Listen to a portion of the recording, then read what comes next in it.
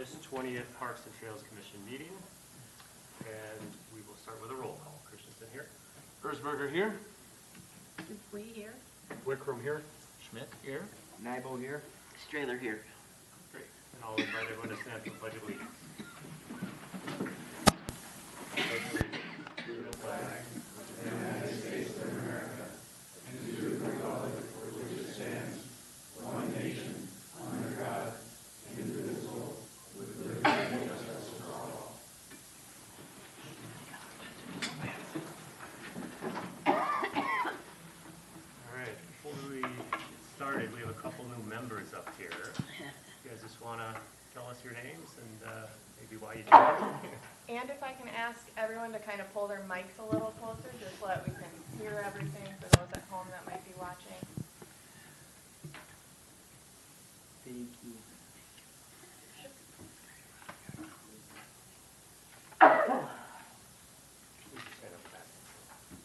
You just want to tell us your name? And Yeah, I'm Margie Dupuy. I am new to Corcoran. I moved from Plymouth, where I was on the Plymouth Parks and Recs Commission for 3 years. And I like to participate in my community, and I live right across the street from the remodeled park. So hoping to contribute where I can. you got experience. It's always good. I am Tony Wickram. Been a resident of Corcoran for roughly 20 years now.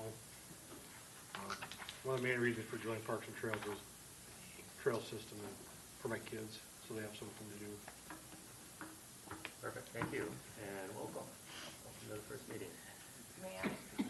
So you may notice that Commissioner Anderson is not here. He did move.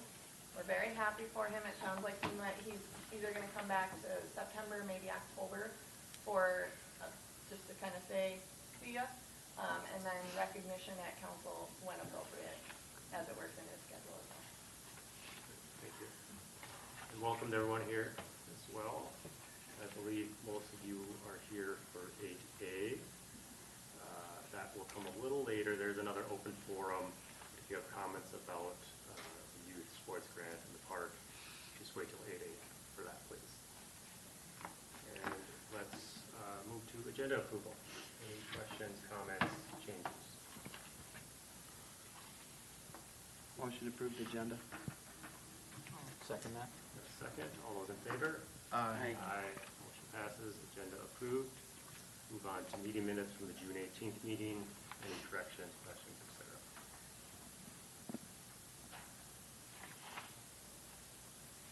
Motion to approve the minutes. Excellent. I'll second that. Another second. All right. All those in favor? Aye. Aye. Minutes approved. Moving on to open forum. Public comment opportunity For items not on the agenda. for items not on the agenda. Thank you. All right. Then we'll keep moving along. Unfinished business. Heritage Park Building Survey Reservation Agreement. Yes. So tonight in front of you, I have the proposal for and the survey and reservation agreement. We did have the survey go out for approximately a month. Some of this information has already made its way through council to get some preliminary feedback on what their vision was. So tonight is a more formalized version. There are some portions in there that still need some work, specifically the on-call policy, sizing of TVs, layouts of how the room would be set up for a rental.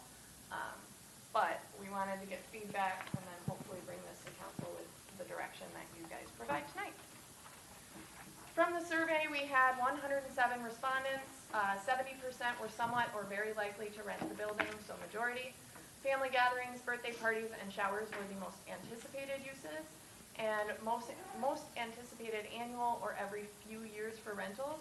I will note we've had quite a few people reach out to us about renting the building. And we want it to be completed just as much as everyone else. We're trying to get there. We had some delays and hiccups with utilities, connections, and things of that nature. But we're getting there, and this is the next step to making sure that we can get it rented out once it's ready. In addition, 84% of those that responded preferred minimal staff involvement. So this would be emergencies, basically no staff present, but an on-call phone number is kind of the route that we're looking to go. As far as rental scheduling, to balance the community responses that we received and the current staffing that we have, 1 rental per day is being proposed. Weekends would be a full day rental block. It's just not super feasible for us to flip the room midway through a weekend, as generally staff is not here. And so that would require either hiring additional staff, having staff come in on the weekends, and ultimately, we just can't find a feasible way to make that work right now with our staffing model. It's me. Weekdays have a daytime hourly rental option and evening blocks. We figure with staff working during the day, we can more feasibly flip a room. So if someone wanted to rent in the morning hours, and then we could flip it if someone had a weeknight rental that they were looking to have. We did include some expectations of renters. They're pretty standard. Most of these were either included from a staff perspective or from another city's rental agreement.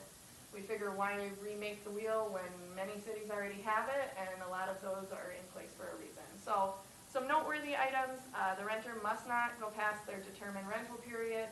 That's pretty standard. It includes, your rental needs to include setup and tear down. So if someone rented from 10 a.m. to 10 p.m., that includes your setup and tear down as well within those hours. We are proposing a standard table and chair setup, which would be provided at the time of the rental. And at the end of the rental, the room would need to be returned to that same setup and tear down. Again, this is to minimize some of that staffing impact. An adult over 18 must be on site, and the renter is responsible for the conduct of all event attendees. So if someone goes in and messes something up in the building, that is the responsibility of the renter. Additionally, glitter, confetti, feathers, open flames, similar items of those natures are not allowed within the building. I don't know if you guys have ever had glitter or sparkles in your home, but it's very hard to get out. Open flames in a new building just isn't necessarily good practice. Some events may require special event permits. This is amplified noise, this is liquor sales, and frankly, liquor isn't allowed in the park anyways, but if they wanted to sell beer, wine, seltzers, things like that, a special event permit may be required. Additionally, the renter is responsible for light cleaning and to return the building to its original state that they had received it in. So if there's trash on the floor, pick it up, put it in the trash can. If you spill a drink, clean it up. Pretty standard language. As mentioned, on-call support, the survey responses showed more preference toward a self-service facility. They didn't necessarily want staff on site at all times. We're leaning into an on-call emergency phone number and kind of rotating that through staff, and we're trying to determine who and how that looks. Mostly for emergency coverage. If they can't get into the building, if there's a water leak, if something pretty large happens, we would want to know about it anyways, and so then we can address it pretty quickly. Some reservation exceptions. So this is kind of a layout of what our vision is, and we're happy to take any thoughts, questions, comments, concerns, obviously. For reservation windows, this is when people could reserve. So Corcoran residents, we're looking at 12 months in advance a year. 8 months in advance for non-Corcoran residents. It gives that priority to Corcoran residents. If they want to use the building, that they should get first dibs. And then for weekday and full day rentals, Monday through Sunday, 10 a.m. to 10 p.m. is the vision that we have for a full day rental. $400 for residents, $450 for non-residents. Weekday hourly rentals, so this is that option of going, I need it from 10 to 1 p.m. It would be $40 an hour for Corcoran residents, $50 an hour for non-Corcoran residents, with a 2-hour minimum, just to make sure that they are including their setup and tear down time, one, but also because there has to be a minimum, otherwise it isn't fully worth it to flip it over and clean it again and again.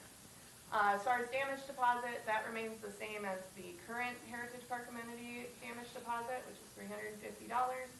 Staff did look into this, and that would cover any emergency cleaning. If someone really trashed the place and we had to get it cleaned quick, $350 should cover that.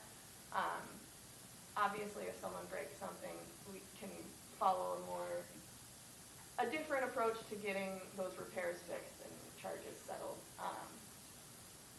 And then, as far as what we're looking for from you guys tonight, review the proposed rental agreement and fees, and hopefully provide a recommendation to council regarding the proposed rental fees, the reservation procedures, if anything seemed out of line, and operational policies within the rental agreement.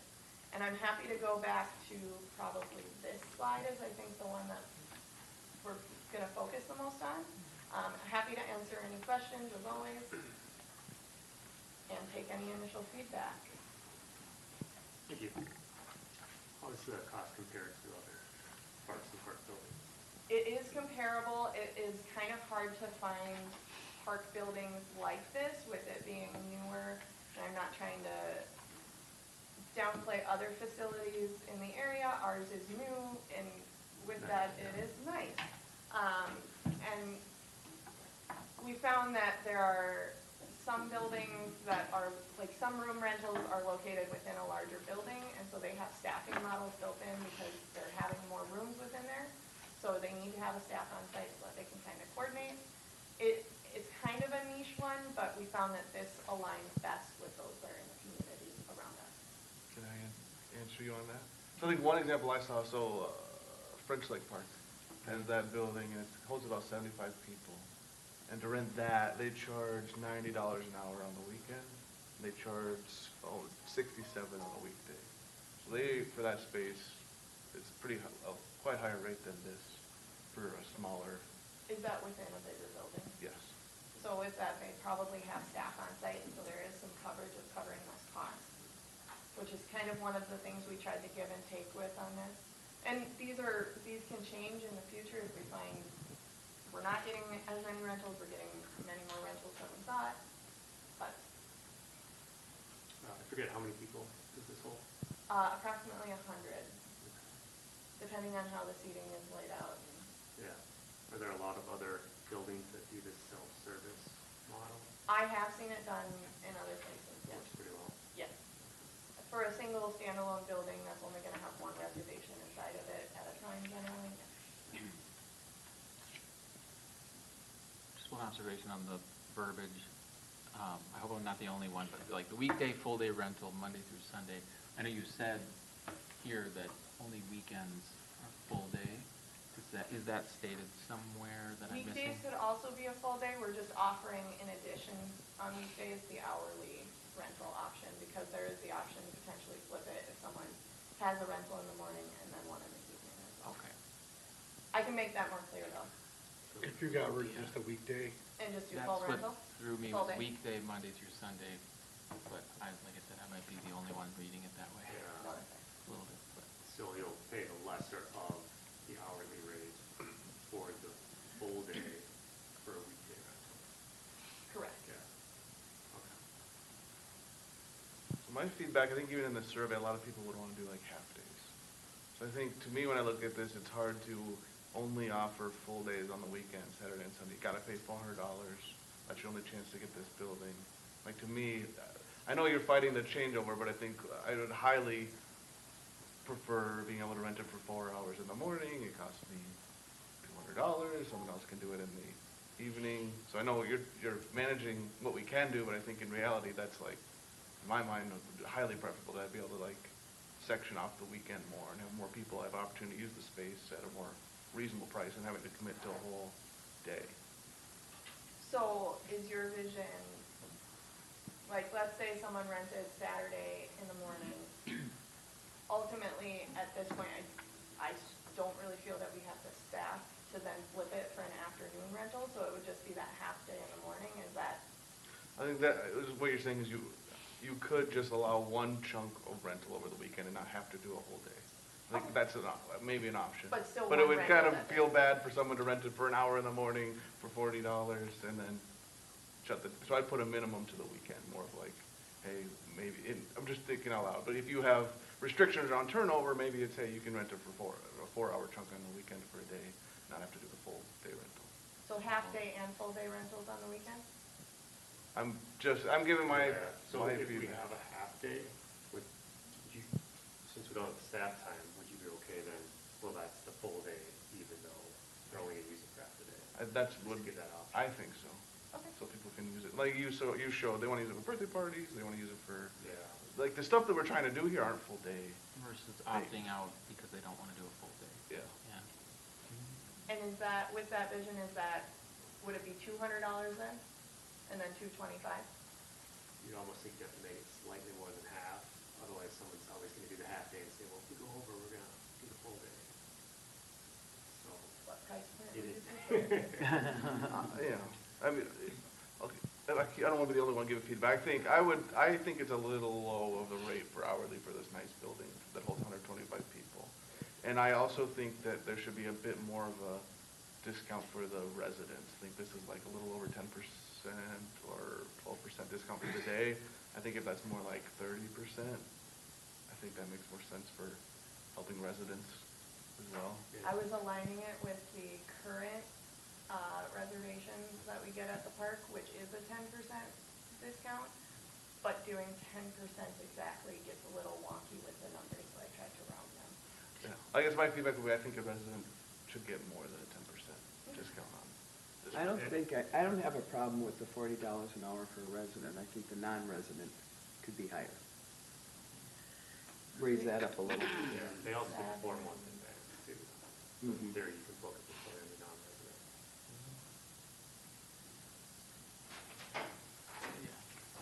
And we're the ones paying for this building and Mhm. Yeah, right. trying to put staff on and stuff. I would rather, Rather see. Is there a price that seems more appropriate for the hourly rental? for the non, Mm-hmm.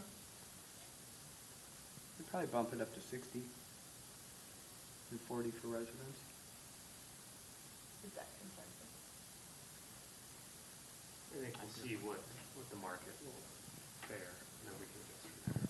We're just picking a starting point. Absolutely. I mean, but this is fairly cheap, like you were saying, You so can get it a- might be booked all year out, well. It's we a gotta much raise bigger, prices, nicer yeah. spot than French Lake, and you're paying much less, so Yeah. there's a. And that's why I've come into you guys. So, yeah. I think even if it was, $60 an hour, booked for 2 hours, $120 for a nice space for 125 people is extremely reasonable. So, I'm hearing 40 and 60 for hourly. Okay. I noticed that you can book it a week in advance without having to put any money down or turn the paperwork in. Did I see that correctly in there somewhere? I thought it said you could block it for a week if you're working on getting the paperwork in. Right, correct. Okay. This is a pretty simple thing. I would almost say, well, first come whoever gets their paperwork in, gets us the check, gets booked. Do we do other things like that? Yes, all of our current amenities, when we rent them, we put a week on hold on that date so that they can come in, bring in their paperwork. It's 2 checks. So one is for the actual reservation usage fee. The other is for the damage deposit. At this time, we don't have the software in place to be putting holds on credit cards or anything of that nature, so it has to be a check, which does make it a little Sure, more that makes challenging, sense. and that's why we allow people the week to kind of come in, because you gotta allow time to either mail it or come in. Can they do cash? Because I don't even have checks. At this Yeah. point, no. Candidly, we don't work in cash a lot. Yeah. We don't have something at the desk to pay? If someone came in, they could swipe the card? They could pay for the rental itself with a card. They Oh, couldn't, the we don't damage- have the the damage software deposit, to yeah, yeah. pull the Hold it damage and reimburse deposit. I get it. Makes sense. We Software. can take cash, it'd have to be exact change. We don't have a till to provide change, but we could accommodate Yeah. cash. But for a damage deposit, Yeah. it gets a So the little, week I know. makes sense. and with the checks, we're able to just void them and shred them after a rental if it's good to go, so. What about upping the non-resident then on the full day? Yeah, I would do the same. Price point? Well, then, if we did the equivalent, it'd be 600. 5? Oh, shoot. Or no, it would be different because of a different percentage. Is it? Oh, sorry. Give it a 40. 600? Yeah. Yeah, For a full day? Yeah. and that's 10 to 10, I mean, that's a lot of hours. Yes. Yeah, You know, if still you a had deal. the- It's still a Big great event. Where way. else you gonna? You know, And something to note, there is the opportunity to rent on the front end of that, if they wanted to add some extra at the hourly rate. They're welcome to do that. The latter half, I would encourage not. The park does close at this point. The rules reflect 11 p.m. So this 10 p.m. out of the building allows people to make sure they're out of the building and then exiting the park by 11 as well. Just the, Well, they have to clean up too, right, in theory, so. within that, Oh, by within 10 the- o'clock, okay, because yeah. that would be considered part of Sure, the yeah, yeah. playground as well. Okay. And then is the plan for staff to come in That night, soon after, or the next day? Probably the next day. The next morning, just to Mhm. check? Okay. Do we have a So- process if there's, yes. okay. Yes, that's the part Yeah, we're kind of yeah. working We're through, is kinda- the cleaning contract and the on-call folks, and then, Or if you see a Sure. broken window or something. In theory, they should have called, but we'll see. I don't have any numbers down for the half-day rental option. Any thoughts on those price points? Yeah, just slightly higher. Or, so if it's 400, 220. 225, yeah. We wouldn't just go hourly. What was that? If you went hourly, it's $240 Yeah. for residents and $420 for non-residents. Oh, So I think just leave, yeah. you there don't, you need- go. I don't, it I doesn't think need to be that's so fine. complicated, just Yeah, leave hourly. that makes So sense. hourly for a Yeah. half-day rental? But you have minimum of, wait, we could- minimum 2 hours, like you had on. So But not on the weekend- weekday, though. On the weekend, I mean, sorry. Weekend, I'm sorry, correct. Weekend, you think 2 hour minimum too? Yeah, Because or more. then they can't use it again. That's what Right. we're saying. He's so asking staff Gotcha, the to- half-day, yeah, Yeah, okay. so I would say you send it to a 10-hour day, so then it'd be it's like, This, so far right now, the full-day rental is a 12 hour, 12 hours. 10 to 10. I would push to put 200 for a half-day rental, so you save yourself $40 if you just book the whole thing out straight from. And then for non-resident? 400.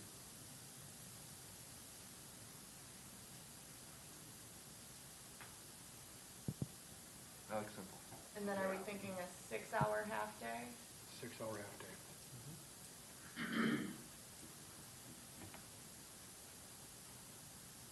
Yeah, if we're only doing one rotation, doesn't matter if it's 4 or 6. Yeah, okay. So, I'll let you guys, any other feedback before I summarize? Just on the extra time, will be charged for additional time if they go over? Is it just the hourly rate? Yes, so are you talking before the weekend full day, or? Oh, sorry, just renters found going past their determined rental time frame will be charged for additional time? Yes, correct. Might just state at the hourly rate or something. I would do like 1.5. Because somebody will pick that part. I would do more than hourly rate, it might Maybe a little bit of a, yes, penalty for Penalty. doing that. I would do at least 1.5% hourly. Or 1.5 times. Wait, so during the weekday, are we gonna have staff then turn it over if someone books for the 2 hours? I mean, in theory, it should be clean, but, That's the vision, so I'll paint a picture. Let's say Commissioner Christensen comes in and wants to rent it from 8 a.m. to 11 a.m. And then Commissioner Whitram comes in at 4 p.m. for his rental until 8 p.m. Ideally, we would have that time in between that staff could turn over the room. I do have it noted in here that it would be at the city's discretion, just to make sure that we have staff on site, we have the availability to flip the room. It might not always be an option, but we want to provide as much option as we can and be as flexible as we can while keeping in mind other duties that are included in our job description. yeah. Are we gonna be able to book online or anything, or not there yet? Not there yet. It would likely be a paper reservation, Yeah. a fillable PDF at this point. I can look into further what our registration software allows. We have had some folks book the pavilion online, but it is still kind of staff guided. They still have to start with us. We don't have a calendar posted quite yet. But hopefully with the new website, that's something we can incorporate. And then, I don't remember seeing it, but during the weekday, if we have multiple renters, we should have at least an hour gap between them, right? Yes. Okay. Try to do over. That's part of the Sure, city it'll be kept discretion. clean, but yeah. Okay. Feedback on other sections or just this? Yes, please. I think the other one I didn't see was we don't list capacity in the agreement. So I think it would be pretty important to list if it's 125 for the fire capacity or total capacity. Make that clear everywhere it's as possible. And then the other one I saw, we have some talk about the alcohol not needing a license, but I think I would duplicate our park alcohol policy in here as far as what's prohibited and not prohibited, to make that clear, so there isn't any confusion or argument over what those rules are. And then my last one I had was, I think it would be helpful to have like a exit checklist when they're done, to say, did I do garbage removed, tables clean, chairs put away, or what, all those things that we're gonna require of them, that there's a checklist that you literally check and either leave somewhere or I completely agree. I would also like to include a photo of the room layout, let people know exactly what it should look like, a picture of the kitchen, so that they know what that should look like. I think providing a visual as well is helpful, because if you get there, you move the stuff around a little bit, people are going to be welcome to move the tables and chairs, it's at their discretion, but it has to go back to the original layout. And so I think you might forget what that looks like after a full day rental. No, it's a good idea. Very good. I do love the checklist, though. one thing that is clear what they need to do when they leave, and acknowledge that they did do it. My type A personality says that's a great idea. That's what. Good. Just to it says the signed rental agreement. That's not included in what we're looking at, right? I haven't compiled it all yet. I wanted to, I don't want to remake the wheel a bunch of times Okay, got it, if we yep. have changes to Did say this that. like that. Thanks.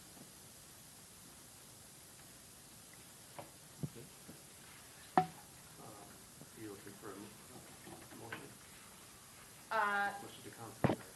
Yeah, just kind of a recommendation, and I can do a summary of what I've heard so far, just make sure I have it right, and then you can kind of use that to go off of for a motion if you'd like. Please. So full day rental, we're looking at $400 for residents, $600 for non-residents. Half day rental, $200 for residents, $400 for non-residents.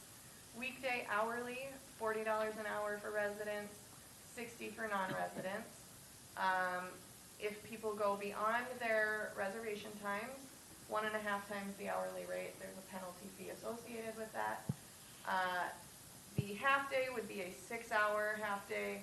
Add in fire capacity so that people know how many people can be in the building.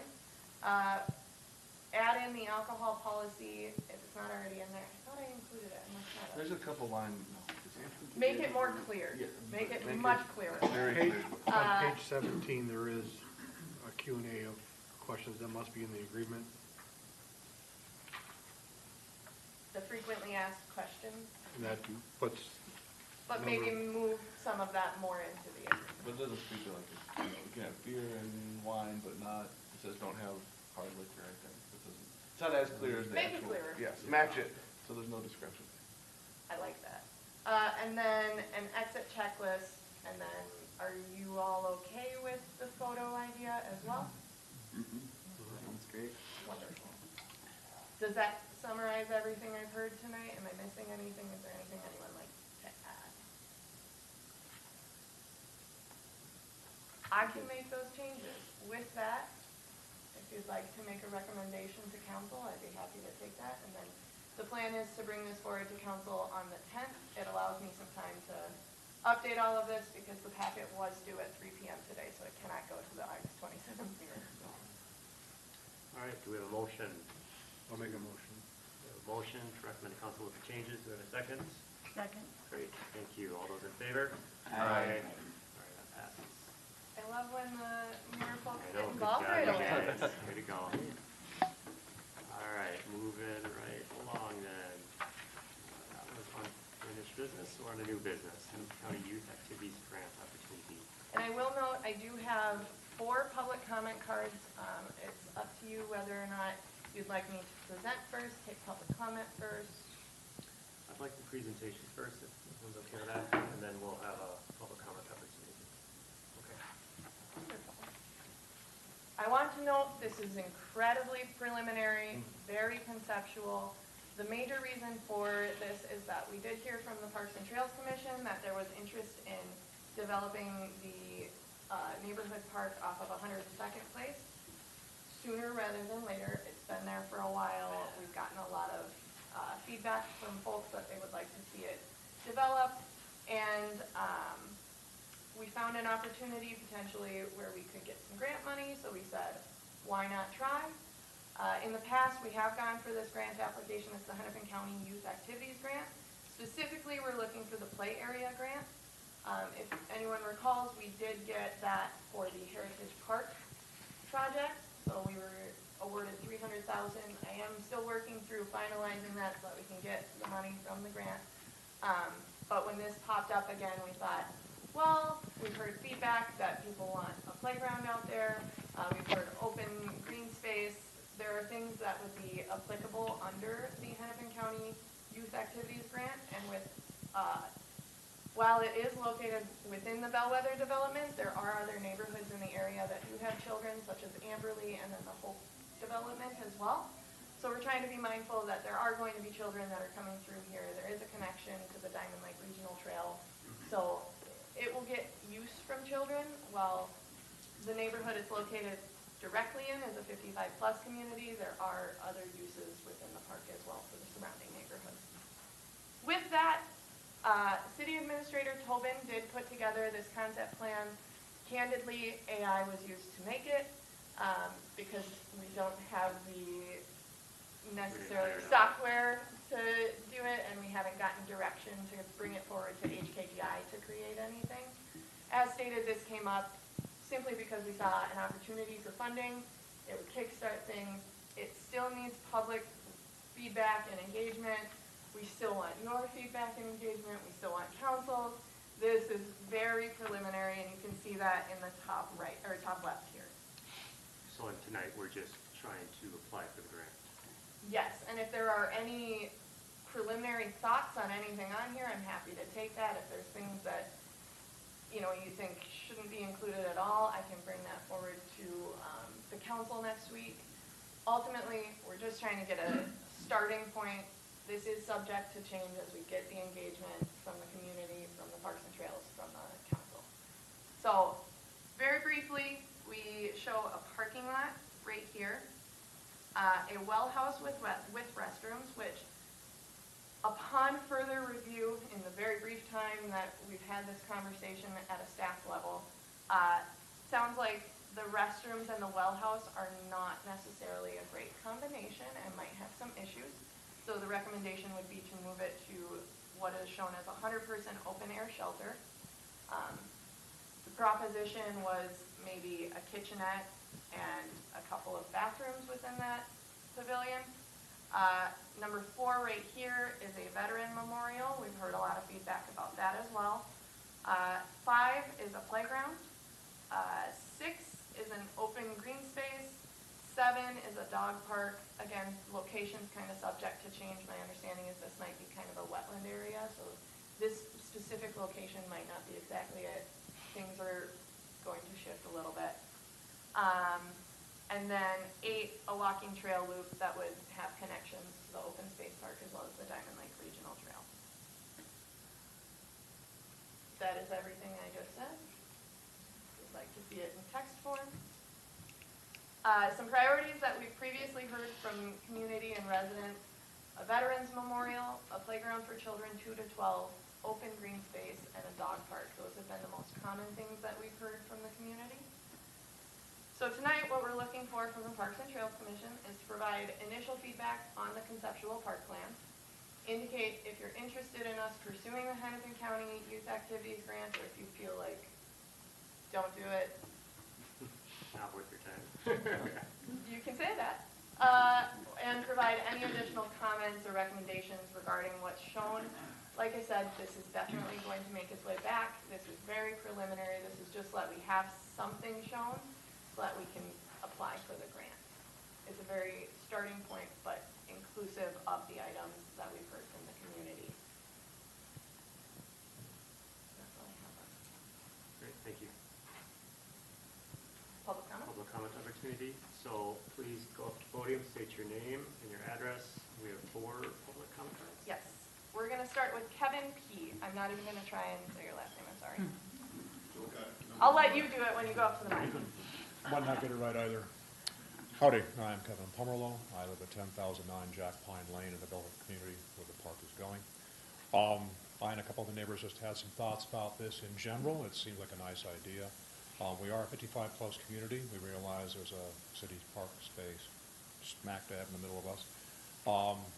We bought with the intent for 55-plus community, and so there's a certain intent behind that. We want to try and keep people aware of it and mindful of that, so we don't have like ball fields and hoops and soccer fields. That would be distracting for us old folks.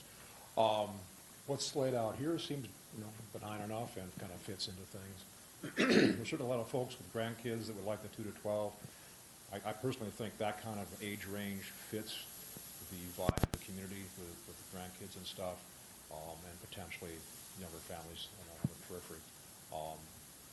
The rest of it seems, pretty interesting. The one thing that occurred to me is that along the walking trail, old folks need exercise, so it might be nice to have a little, these trails where you can stop and do little calisthenic kind of things.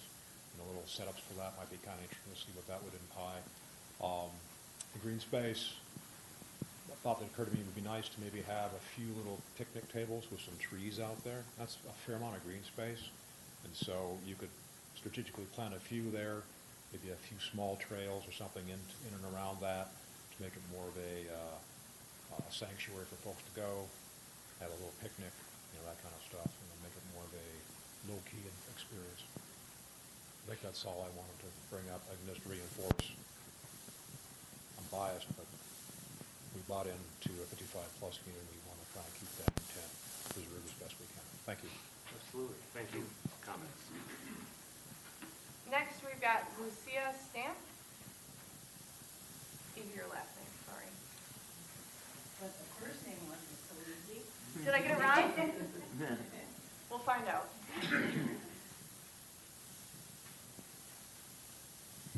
I'm Lucia Stamp. Oh, I'm sorry. That's okay, everybody does it. I'm at 19487 102nd Place, which is smack dab right. In 103rd Avenue, the first house beyond that. So we're right up against the park. So I think our take on it is quite different than Kevin's. I don't know if any of you have ever gone over to that area to actually look at it and see the actual size of that area. It is quite small for all the amenities that are in this proposed plan. I know you want it to be a city park, not a neighborhood park, but it is in a neighborhood, a 55 and older community neighborhood. So the amenities that are here are going to bring in a lot of people. When you buy into a 55-plus community, you're expecting some quiet and some peaceful neighborhoods. If you start bringing in 100 people to have a party in that pavilion, that is a total disruption and not the concept of life that we bought into. I guess my main concern is that the number of people coming into our neighborhood to use this facility needs to be as minimal as we can make it and still have it be open to us and to the community.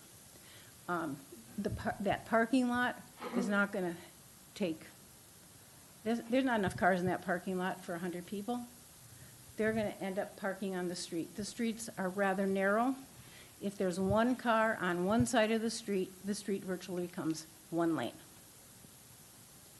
Which, if you're just moseying on out to get to the grocery store is not a big deal, but if there's an emergency in there and there's an oncoming car, the emergency vehicle is not going to be able to get through. So I would ask that when you're making decisions about the amenities that will go into this park, that you do consider the fact that it is a 55-plus community. I think we could have a park that has more green space, more walking trails, bike trail, whatever, benches along the way for people to sit in. There's wetlands in that area. There could be some kind of a nature trail along the wetlands, maybe even a guided one somehow, you know, with signs or whatever. Maybe a picnic bench or two.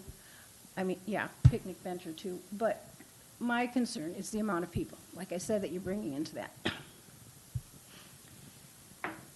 People outside the community would be able to use that outside the neighborhood as people in the neighborhood. And it would be, I think, somewhat of a compromise for their feeling, for those of us that live around that park and know what can happen with so many people coming into it.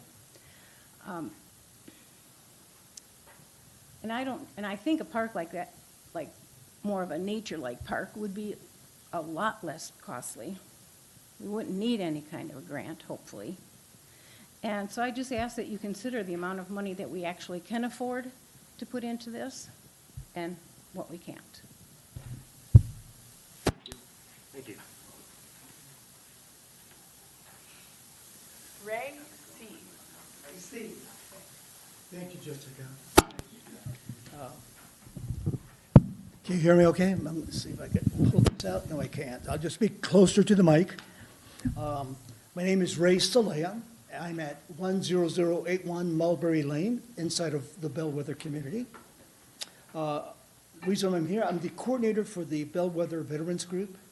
There's about 45 of us in Bellwether, and about 4 months ago, we had the pleasure of engaging Jay Tobin, who's also a veteran, and it has been a pleasure working with him over the last few months.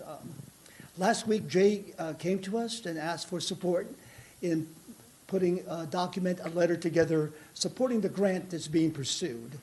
And we felt that was a great idea, but we also felt, and during that meeting, by the way, he presented the concept map. And clearly, he said multiple times, this is a concept, not a plan.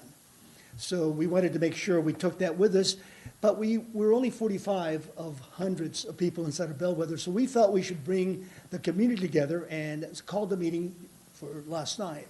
About 131 people signed up for that meeting. We probably had at least 100 show up. And we presented the concept to the community, those who were present, and wanted to have a discussion since Jay wanted us to support the process, but we're only 45 of, again, a few hundred, so we wanted to make sure we had broad support for whatever we did. As I mentioned, we sponsored that gathering for input. What I brought to me, and I gave a copy to Jessica, and I'm just going to read these. It's just about 20 or 30 of them. These are the common themes that came out of that meeting for about an hour. And I just want to make sure you take that into consideration. And I believe that Kevin and Lucia have expressed some of these concerns and ideas that we have. So let me begin. I'll just read them very quickly. Request that the park planning include Bellwether community sessions where residents can express their needs and concerns before funding is sought and a plan is approved. Concern that the youth activity grants are a mismatch with the current space allotted, nor meet the needs of a community that's 55 and older. Strong support for involving residents in shaping the park rather than waiting until the project is already approved. Questions about whether a veterans memorial belongs in a small neighborhood park versus a large city park. Comments that the memorial could create tension for surrounding residents, for example, lighting. Most memorials will have a flag, and the flag needs to be lit all night long if the flag remains in presence. Question about maintenance and who will be responsible for upkeep, mowing, the paths, and other park features. Concerns about the number of parking stalls that would be sufficient for residents, guests, and people with mobility issues. Concern that dog parks have strict spacing rules that may not fit well in the available space. Suggestions to keep the park simple and focused on features that fit the space and the surrounding residents and the surrounding wetlands in the area. Interest in green space areas such as walking paths, trees, gardens, planters, and a wildlife-friendly environment. Some support for a veterans garden if it is kept modest and funded with, and not requires resident funding. Again, the underline here is a veterans memorial garden, and I'll mention a little bit later, where veterans and families can come and reflect on service provided by their family members or fellow veterans. Request for a clear answer from the city about what is fixed and what is negotiable, and what the final park classification will be before construction begins. We won't want to wake up one morning and find it's an amusement park. I'm exaggerating, but you know what I mean. Several attendees asked how to get more involved and whether the city will form a committee to inform the planning process. So bottom line, myself and others present, we want to be involved in the process, and in that way we will own the process. A few residents emphasized the need to attend the city meeting to express their concerns and their needs, and you've heard some of that today. The park should be a neighborhood park that supports the environment of 55 and older community to accommodate the needs of the residents. And here's some of the kind of things that really resonated with me, so just a few, and I'll be done. Walking trails and benches. You've heard some of that earlier. Landscaping that complements the surrounding wildlife and protected space. A modest gazebo for community gatherings designed for small groups, 10 to 20 people versus 100. A veterans memorial garden providing a space to reflect versus celebrate. Again, it's a space for reflection versus celebration. And finally, hours and lighting respectful for the residents surrounding the park. And thank you. And I've given this a copy to Jessica. Great, thank you. Thank you. And the final comment card I have is Bernie Powers.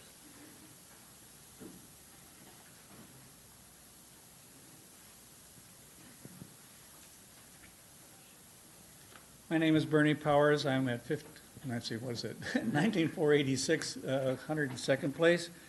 And I want to thank you for this opportunity to speak to you about this opportunity that we have. I'm looking at this as maybe we have a very unique opportunity to do something special. And if we provide a vision of what it is we can do and should do and reflect the needs of our community, I think we can do something pretty special.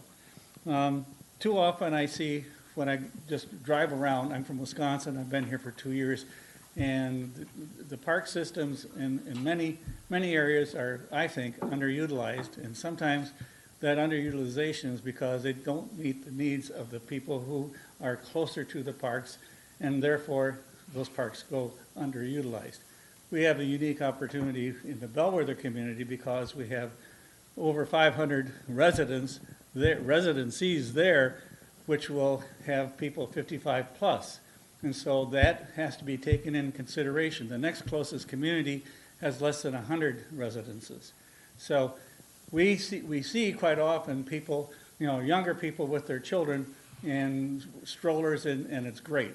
Us older people need to see the younger people. So perhaps providing a small area in this park area for playground equipment might be a good idea, but that probably should be thought of. Okay, we have a children playground area, and we should have an adult playground area, which promotes physical activity, upper and lower body strengthening and conditioning. The park in Bellwether, I think, and several others that I've spoken to in this very short period of time, should be a community park because of its location within our community. The park area itself is tucked away, and I'm not going to comment too much about design, but putting a parking lot right at the entrance really would take away from the beauty of what could be a very special place. And so putting that parking lot someplace else and maybe encouraging people to walk, which is what we want to do in our community. We want to encourage people to move. That's one of the problems us older people have, is that we don't move enough. And so we need to do everything we can to make the a beautiful enough environment that people want to walk there, that they'll want to use the paths, and create a park that's designed to encourage movement. For greater utilization, we should serve the community that we are, a part of, and of course that's our older community. Many residents have said to me that they want green space, which has already been mentioned before, but they want a green space that provides serenity and tranquility. And as we get older, we want that peacefulness. And some of the things that we can do to promote that would be maybe the Veterans Memorial, let that be a fountain. And if we had a fountain there memorializing our veterans, that would provide an environment that would increase the serenity and peacefulness of the area. We need interesting walking paths that invite people that are not as ambulatory as most of us are, so they can use their walkers or what other kinds of assistance, smooth areas, but also interesting paths, so that it's not boring. And some of the ideas that we have here are interesting, but maybe we need more, and with many places where people can rest. Perhaps we could have native planting areas within there. There have been many instances in the state of Minnesota where they're using native plantings in park areas, and those require much less maintenance and much less expense in order to maintain, and yet they fit the environment beautifully, and they're interesting to see, and therefore that would encourage people to come and use the park more. See, perhaps, I personally am not in favor of this, but others have mentioned it to me, that perhaps have a community garden area where people could, garden, because I don't think our HOA allows us to garden in our area, so I think there are several people that are interested in having vegetable gardens. I just soon buy mine. Let's see. I don't know if I've mentioned this before or not. I've got it written down, and I'm, probably out of order again, but having a children's playground area, and then paired with that with an adult playground area, which promotes physical activity. Let's see. There seems to be an interest in volunteering for gardens. I've talked to a few of our gardeners in our small neighborhood, and I said, well, would you be interested in tending, if we had some flower areas within our park area, would you be interested in volunteering some of your time? And we have so many wonderful gardeners in our community, but they have these tiny little spaces that they're working in every day. And we have one gal that's in the Jack Pine area that she's going over and she's tending. I think I've seen her there like in the last 6 days. I've seen her there 3 days.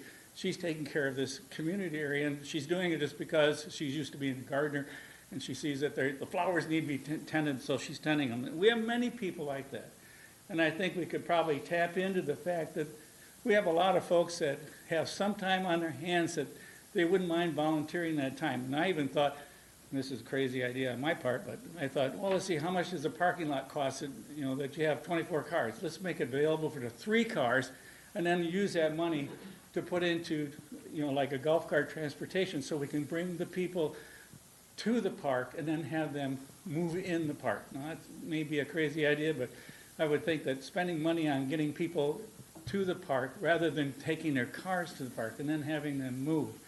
I'm 82, and a lot of people say, well, how do you feel about this kind of stuff? Well, when I get to be elderly, I want to have those kinds of opportunities so I can move around a little bit. Let's see, what else do I have here? Opportunities for volunteering I've mentioned. I think to New York City, and I believe it's in New York, where they have tables that have chess boards or for checkers and things like that. But we need things to draw us there. We need things to draw. We older people need to be out of our homes and into public areas and seeing and interacting with each other. It's a bad thing for us to be staying by ourselves. We've got to be encouraging people to get out and mingling with one another. we have some really neat things going on at Bellwether over at our clubhouse, but this is another space that would encourage people to get out and move. And I think that's really an important thing for the older people, us younger ones too. And then seating areas that have shade, and so shaded seating areas, and many of them, so people can be walking these trails, but also be seating and have common areas where they can be enjoying each other's company.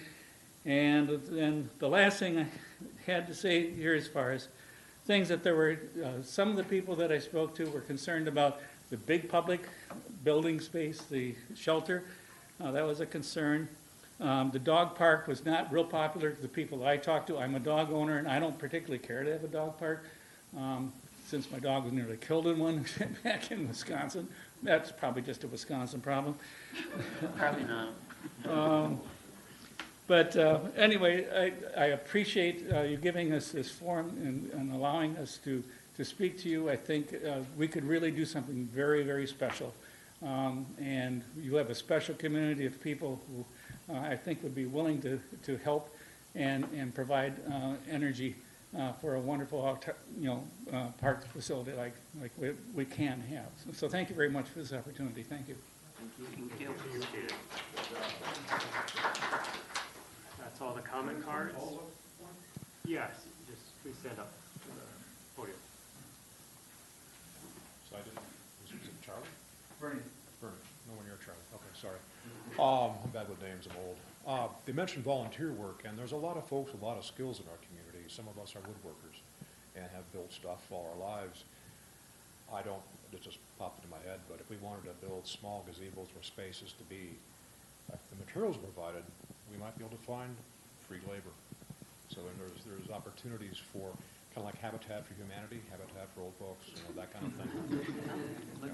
Use that as a model or something like that, but what was being mentioned seemed like a follow-on to that, the gardening, the habitats, that kind of thing, planting, gardening, those all are things that our community would be potentially involved in doing, which would help offset costs and maintenance. Thank you, Mike. All the comment cards, if anyone else would like to make a comment, please step to the podium. I mean, Bernie and Kevin had great points. You have 500 citizens who are looking for something to give back to the community, and we are. Us veterans in there have served, and we want to continue to serve. What a great opportunity to leverage the community in creating an environment that not only serves the community, but serves the next generation and what communities can do. Thank you. Great, thank you. Any other public comments? Okay, well, thank you to everyone who stood up and gave us your thoughts. This is the time to be doing it, because this is, like we said, very, very preliminary. So this is just to get the grant going. I believe we'll eventually send it to the engineers. We'll eventually have another meeting where we review the plans, and it'll go to city council. We might even see it a couple times, right, is my guess? That would be my Yeah, opinion as well. so there's gonna be plenty more opportunities to come in and provide more feedback. So I wouldn't focus on this design necessarily. But as we go along, this is great. I'm taking notes. I know we have some notes here, so we wanna make it a part that everyone's gonna use. And you guys are very close, so that helps. So thank you for all the feedback. Okay, so now you're looking for comments from us and eventually to send it to the grant. If that is what you so choose. If we choose, okay. Any comments? So I'm surprised the dog park didn't come up as much. It's usually a contentious thing. I was thinking too, only one person mentioned the dog park. And we got a lot of feedback that there was interest in a dog park, specifically in that area.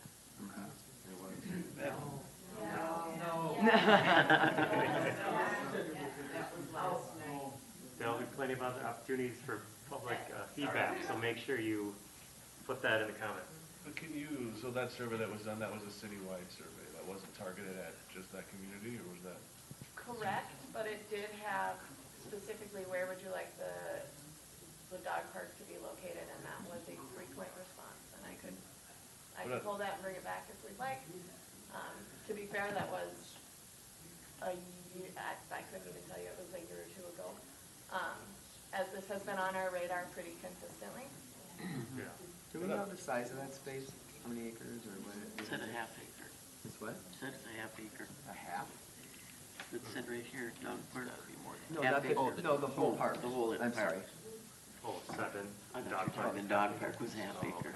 okay. Oh, are you looking for the dog park specifically, or are you No. looking No. for the entire? The whole. 7. If you give me just a second, I can pull it up. Please step up to the podium. If the survey was done a couple of years ago or a year and a half ago, the size of the community has nearly doubled in that time frame. So there's a potential of having missed, was 500, will be about 500, or just under 500 homes right now, it'll be about 514. And so if it was done a year and a half ago, you're missing probably a third of the current population inside of Belmont. Yeah, I was gonna say, kind of balance that with two things. One, there might be a need within the city to have a dog park, but two, it's a city-owned park, but it is a neighborhood park. So our intent is for it to serve the community around that neighborhood. So I think, we talk about city parks, but we do want specific feedback and to target it around what that community is around it too. So that's what I was trying to also understand that survey, the audience of it. I mean, there's two different answers there. If the city wants a park, that's good feedback for us to put it somewhere. We also need to be cognizant of what is locally in the area and is it a good fit and what other options we have. And I have heard from specific community members as well. But if it is a matter of we get more public engagement, certainly open to that. I'm sure there'll be opinions both ways, but yeah. And so to do the grant, you can still submit it because it's timely, and then we can do a survey and all these great ideas could surface. Yeah. The grant closes on September 10th, so it is kind of a quick turnaround. It generally isn't open for a very long time, but additionally, it's 13.86 acres. 13? For reference, I believe Ravinia. If anyone wants to make a That is comment. the space of the but you entire have to park. step up to the podium. Now, to be fair, usable space is relative, and we're still very preliminary, so more information would have to be determined. But 13.86 is the acreage of the entire parkland. If the chair allows, you can go up to the podium and state your name and your address and speak. Philip, do you? Would you like to? Yeah. Go ahead. Please, just state your name and address. Thank My you name for is asking. Ron Lidenfelser. I live at 19469 102nd Place. We had a meeting last night with our residents, and, yeah, I said our, but some residents, 100. Yeah. Anyways, last spring, a contractor was conducting a final grade on the park. I went out and talked with him, and he says he's leveling the park for a final grade, they'll seed grass for the future land available for the city park. So I know exactly where those boundaries are. There's a lot more wetland. That map you saw is a concept drawing. We said that to the residents last night. So what Jay drew up, he had a lot of the park on wetland. So I have the physical dimensions of the park. I also talked to the mowing crew who were out 2 days ago. And I said, what are you guys up to? And they said, we're gonna mow the park. I said, what exactly are you gonna mow? And they called a city engineer. They didn't say who. He defined the exact boundaries of that land available for the park. I'm talking land for the park, not the wetland. And it matches my dimensions, so I went to Google Maps and I drew a red line. I have the map for all of you. It will show in the next meeting. It's all ready. It's done. We showed it to the residents first. There's 6.04 acres. With the wetland, there's approximately 9 acres that you have in your City of Corcoran documents. So there's 3 more acres of wetlands. There's only 6 acres available that I just want to inform you when you're talking about the available land. Okay, thank you. That helps. So my guess is this map is built off of a larger area than a 6-acre plot, right? Yeah, this is better. Yeah, this is. For Hennepin County GIS, we have 8.15 within this parcel, and I'm not discounting that there is wetland in there, but just for a reference point of the parkland itself. 8.15 for this parcel, and then 5.7 months for this one. So you were going after the grant for the playground, what are the requirements for like a minimum size or intent? 'Cause I think, I align with some of the ideas around it should be it's a part of this park, but it's not the main focus. So I think I would wonder what the requirements are for the grant, and we're not getting ourselves into something that, we're committing to something that we don't necessarily want to put in or commit to what we're signing up for, so I just. The intention of the grant is very much like, it impacts the community, specifically children. Playgrounds are very much eligible within that. We thought that this would be a good opportunity to get a funding to kind of kickstart the project. Ultimately, if the commission and the council does not want to pursue the grant because you feel it doesn't align, staff isn't necessarily pushing either way. But we figured it was an opportunity for additional funding where we've used the park dedication, a lot of it from the Heritage Park project, so we're trying to find alternative options to help So fund if, and get it started. on the grant, does it have to be matching funds if we get 300,000 from? It is not matching. Nothing, we don't have to put in 300. Correct. That 300 could go to the playground, Correct. period. Correct. Okay. Can it only go for kids activities? Correct. Okay. So some of the things that are listed as potential amenities might not fall under the grant itself. Within the packet, and to be fair, you didn't get a packet, sorry. We do have that some areas that might be eligible would be the playground, trails, green space, and then parking associated. So we would use the grant pretty easily, I imagine. I believe so. Okay. And we have historically had competitive grants within the Hennepin County Youth Activities Grant System, either with the play grant, which was for the Heritage Park. We've also gone for equipment grants, and I don't think that's what they call it now, but this would not be one of those situations where we would go for equipment. Good. What's I know the grant depends on what we ask for, right? But what do we expect if we were to get this type of grant? For like a monetary Yeah, amount? yeah. Ultimately, we would dive into it more, but I would anticipate we go for the full 300,000 because I think between the playground, trails, green space, parking, those are all things that would be eligible and would likely have a bigger price tag. Okay, great. And then we would see this again before it goes to the actual engineers to design it? Or? We could probably do that, yeah. Okay. Because this is the first time we're seeing this list. Correct. Right. Very preliminary, like I said, just so that we can get something out there, okay. so that we can get on the grant cycle. So do we have any comments on what we would really like to see, knowing that we'll be able to change this probably multiple times before it actually? Well, I guess I have becomes a real two plan? comments. I guess I'm with you guys on the size of that pavilion. You know, that, I don't think it's needed. You'd save money there. But we also do have to watch the property south of there, because that's going to be developing, and I don't know that it's a 55 plus. So that also puts them in line to be on this, at this park. And I don't know, we've got to figure out where, you know, all the trails, if they, where they tie into it and stuff, but we have to be considerate of, you know, we haven't seen anything on those, that property south. You know, Mount County Road 30, and you guys will be just north of there. I know it's going, but we've seen nothing, so I don't know if it's, I don't know if it's apartments. I honestly don't, or townhouses, or I really don't know. Pardon? Someone? Apartment 294. Apartments, yeah. To answer your question, there's a developer who is potentially going to build their, something called the Springs of Corcoran. Yep, I saw the sign, yeah. Yeah, they typically build gated communities. The city of Corcoran has decided that will not be the case, and there's some connecting roads and stuff, and then some park trails that wind through the overall community. There's about 294 units of apartments, and they range in size from studios to 3 bedrooms. Their typical population, about 60% is between the mid-20s and the late 40s, early 50s. The total children population, they said, between babies and 19 is about 15-20%. So that's the community that would be directly to our south. Yeah. That whole process is undecided at this point. There's a lot of contention around what's going on with the County Road 30 and 101 and 116 pose huge problems for traffic for that development. So. Okay, thank you. So It's yeah, something we we have to definitely keep in have to mind it's consider. still a city park, but there's only so much space here, we can't put any ballparks anyway, so. Right. Would you like to make a comment? Yeah, please do.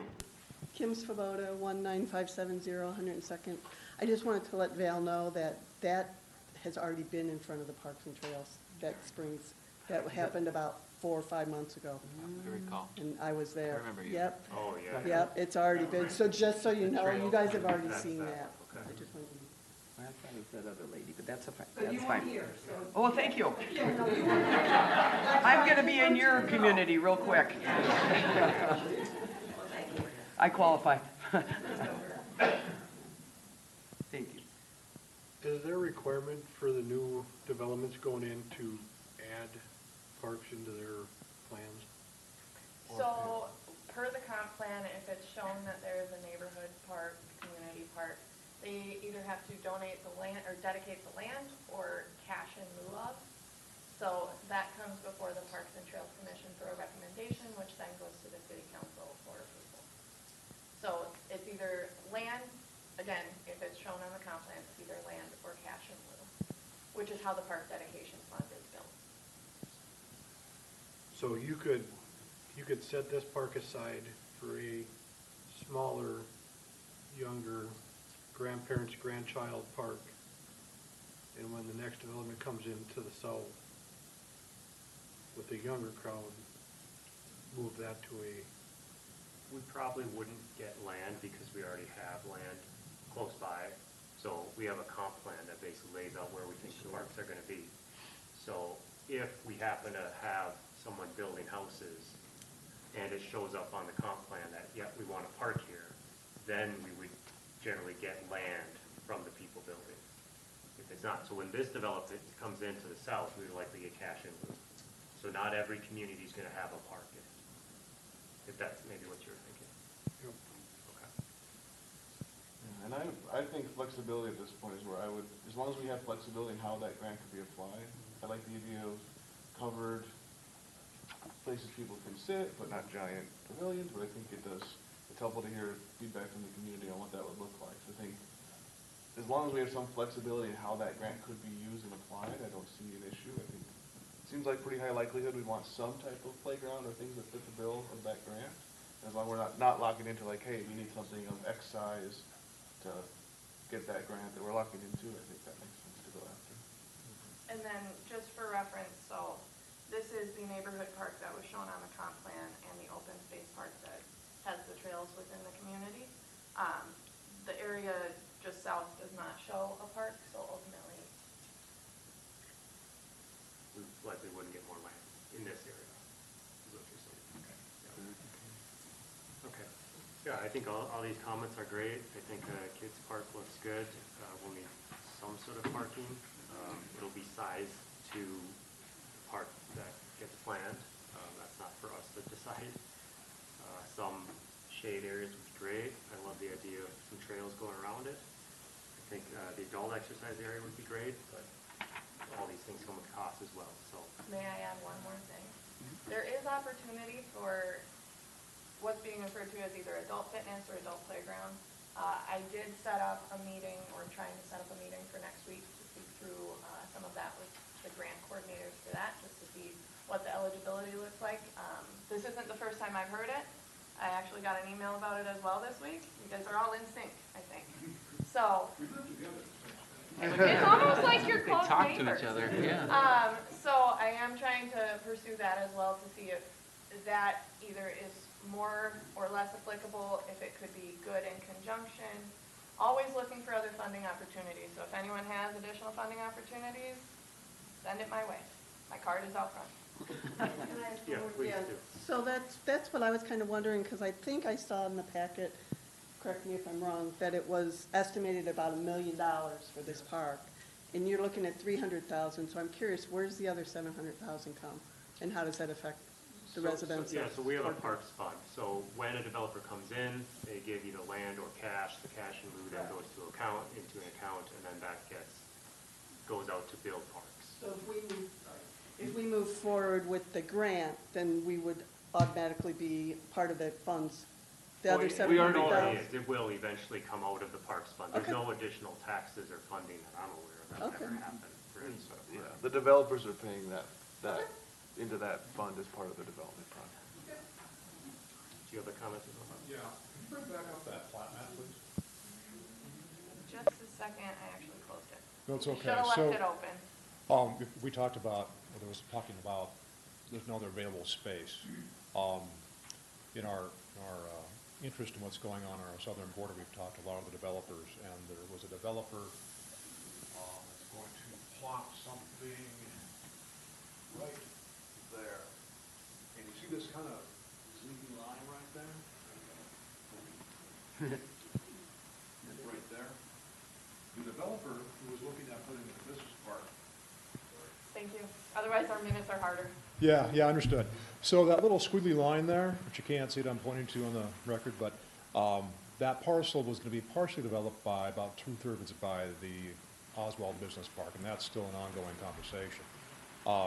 We talked to them after their presentation, and they explicitly did not purchase the little squiggly part because they estimated it would be $3 to $4 million to move the dirt to make it buildable. We have talked to interested parties about could that become another space for the community to use. It's a big space with a lot of old trees, put trails through there and that kind of thing.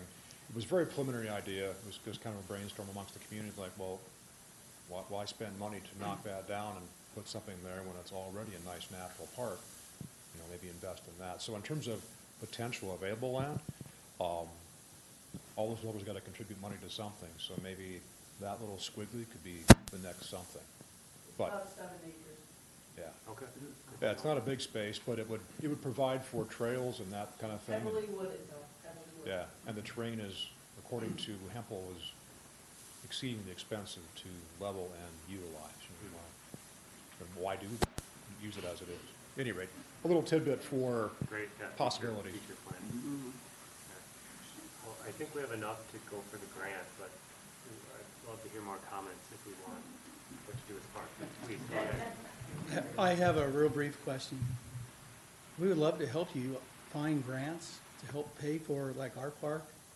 How can we do this? What, are there sites we can look at and help all of you out? Like I said, if you find grants online, you're welcome to send them to me. I'm always looking, so any of the sites I'm going to give you, I'm checking pretty frequently and regularly. So having us all look at it is going to have the same result, I would assume. But if you see anything additional, please don't hesitate to send it to me. So you just do a search engine, type in, look at grants, available grants for. That's all I would be doing. And then just make sure that the eligibility matches. I would be double checking that as well. Thank you. Mhm.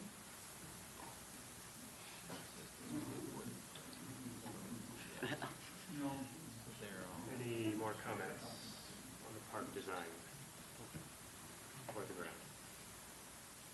Does reflection ponds and stuff like that fall into green space? Does what? I'm sorry. Like reflection ponds, fountains, does that fall into green space? Or does it actually have to be green space? I don't know, I would argue that that's probably not eligible for the grant if that's the intention. But I think it's a more natural amenity. I would say it's a developed natural amenity. It's a water feature. When you say green space, I guess I don't fully understand what the question is. The grant would cover green space, correct? Yes, because you can do activities within a green space. So it has to be walkable space. More than likely, yes. Yeah, so a reflecting pool would likely be a park amenity, but at least for the grant purposes, my guess is that wouldn't be covered.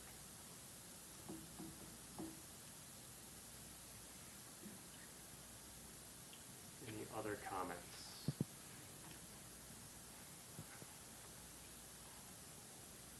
Okay, I'll say one more thing. I know you guys talked about forming a group potentially.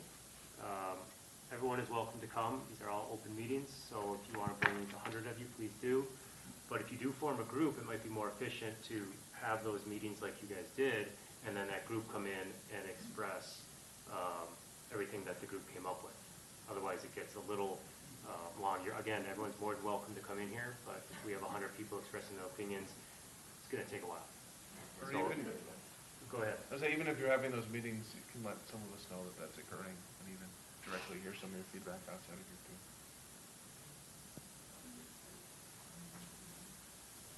observation is that if we have just Bellwether residents in attendance, we do have a clubhouse. And if you wanted to bring, like Jay did, to the veterans, you could set up a meeting potentially. We'd have to verify that. We can maybe set up a meeting in Bellwether in our clubhouse, and you could bring this to it, and we could have an open forum discussion if you wanted to do that to get feedback. Okay, great. Keeping in mind, Yeah, we I do know. have quorum We requirements, have so of course, yeah. please be mindful before you go and plan it on your own. Please let us know, because we do have to post notices and such. Yeah. If you see us in the wild, just say hi. It won't be official parks business at that point. Well, and that's where it gets tricky, is because our clubhouse can only be used for residents. So Oh, I if we have see, to I public, see. an Yeah. open thing, then it gets, Okay. yeah. Makes sense. We can go and attend one for us to listen, that doesn't trigger a, Yeah, you could Correct. just go and Yeah. listen. Assuming No that. problem. not an organized, just to listen to the feedback Oh, that's yeah. occurring, not organizing the meeting. Yeah. As long as we all don't show up. Yeah, as long as we're more than 3 of us. Okay, any other comments? Otherwise, I'll make a motion to move forward with grant, knowing that this is very preliminary and we'll eventually get to the more serious design part of it in the near future. I second that motion. Got a second? All those in favor? Aye. All right, motion passes. Go for the grant. Appreciate it. Thank everyone for their feedback.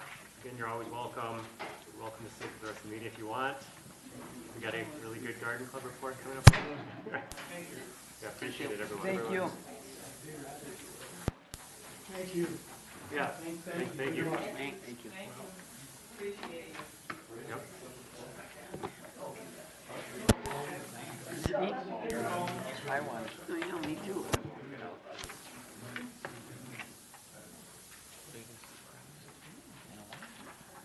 Ever.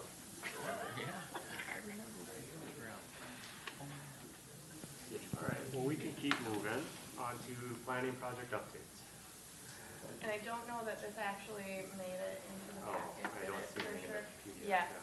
so, sorry about that. All right. It's been a little busy. Everyone's just kind of trying to get everything done that they can right now, with many of the planning items that are going on in this week.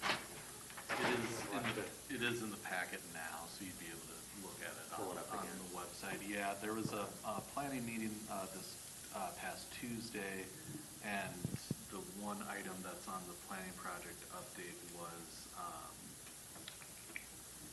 excuse me, Shamrock Golf Course, that they're gonna build like a roof structure over the driving range bays. And so that was approved by the planning commission. That'll go, or recommended for approval by the planning commission. That'll go to the city council at some point. I don't know the exact date. Not a lot else to note. Certainly nothing Parks and Trails related at this point yet. But if you do review it and you have any questions, just feel free to reach out to me and I can get more information. So. Awesome, thank you. Parks Recreation Trails update. What do we got there? It's been busy, as it always is. Any sports going on or anything? Actually, we weren't sure if Amelia was going to be able to be at this meeting, and I'm gonna put her on the spot and let her speak to the sports side of things, because I've been fortunate enough to pass that off to her. Yeah. Hey, let's hear what you got. We just finished up soccer this week, yesterday. Yesterday? Tuesday, thank you. And started baseball this week, so that will go on through end of September. How are we doing with the construction? No issues with anything? Not too bad, yeah, since the park opening, it's been pretty good, so. Good. Yeah. Excellent. Are people renting the fields at all? Yes, Okay. we have. Did you got it? Nope, you got it. We have had some field rentals. It's been kind of tricky. We're trying to not so much, or we weren't trying to rent the west side so much because everything over there was kind of under construction. We have had a few rentals on Meister Snyder. Lions actually recently got drain tile to help with a lot of the wetness that was out there. We would have to reschedule a lot of the stuff that Like happened there, so. men's softball type stuff? Not men's that you rented? softball, it's more like youth athletics, Oh. so. That's been a common one. I don't believe we've had any cricket rentals this year, but in previous years we have. But they have been using the fields, which they're welcome to do. People are welcome to use the fields as long as no one else has a reservation. Sure. Okay. But with the limited field space that we've had recently, because we haven't been able to use the west side, we haven't gotten as many rentals. But we have seen an increase this fall. Is the park still only open in the evening hours? The playground is open from 5:30 on. Candidly, we haven't been as strict about enforcing it when there's not construction happening actively around it. Right. This is my caveat to that. Next week, we are anticipating hydro seeding, so we're really asking people to be mindful of the construction that is happening while we hydro seed around the playground. If you see construction equipment, you really probably shouldn't be there. But construction generally ends about 5:30, which is why we have that time frame set. And what about the building? When are we thinking? We are hoping for sometime in September. They should be wrapping up late August, and then we're working through punch lists, getting the reservation stuff in order, and then we should be able to open. And I apologize for missing the grand opening. I was up north. Sorry. That looked like it went well and. Yeah, thank you for everybody who could attend. It was great. The playground is getting very heavily used, I can Yes, say it that. is. Brought my kids over there, loved it. It's beautiful. Oh, good, are they? Benches are in, we've got a drinking fountain on the outside of the building now. The garbage cans are not there yet. Well, it's in the rules, all your garbage now. I got a good comment on the overall design with the tractor. It was my wife, but it's still. Oh, I there you didn't go. prompt it at all, so someone likes it. Do you mind if I highlight a couple other Yeah, things? go ahead. We also had Night Q Night, estimated 1,200 people, 20 neighborhood parties, which is more than we've ever had in the past. Previously, it was 18 as a maximum, so that's exciting. Big thanks to Amelia, Community Service Officer Reisner, and Officer Hoffman. They were integral in planning, coordinating, all of the above. Phenomenal. Could not ask for better people to work alongside. Bark in the Park is taking place on Friday, September 11th from 3 p.m. to 7 p.m. Be there. Bring your dog. I'll be up north. Sorry. And then we also have new this year trunk or treat, and I didn't actually include it in the packet, and I probably should have. October 29th, it's a Thursday. It's what we like to call bonus week from a staff perspective. It means we don't have a city meeting that night, so it worked out perfectly. It doesn't actually fall on Halloween. That way people can go and still enjoy their Halloween, but it does also provide an opportunity to connect and engage with local communities, businesses. So if you know of anyone who's interested in being a trunk at Trunk or Treat, please send them my way. We have it posted online, and you can sign up. Parking lot? Yes, that is the intention. October 29th from 5 to 7 p.m. So if your work or your friends in the community that have an organization want to have a trunk there, make sure you register. You don't have to register to go, though. All are welcome. Thank you. Let's see, do we have a garden club report? No. No.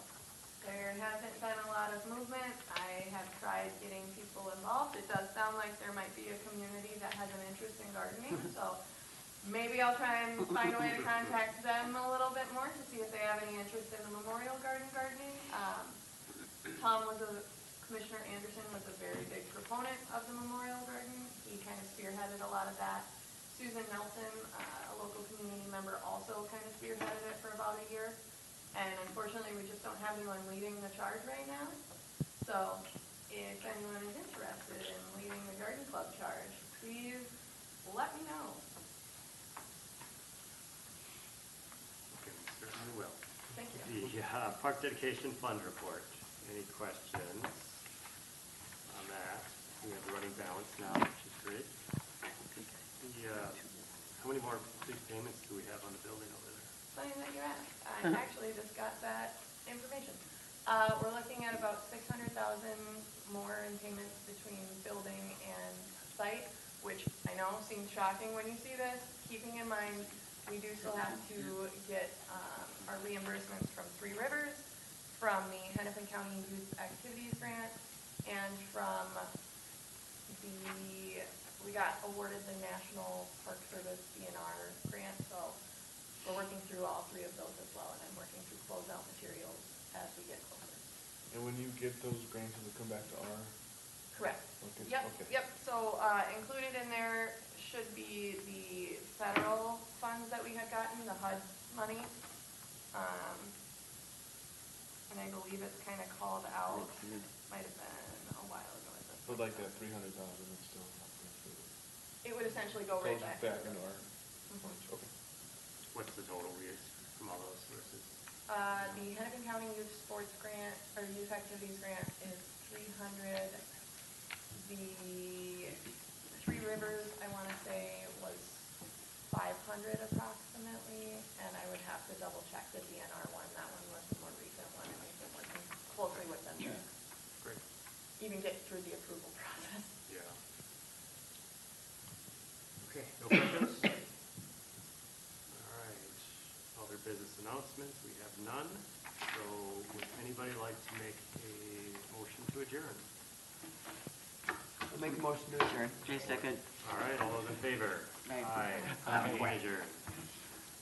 Well done.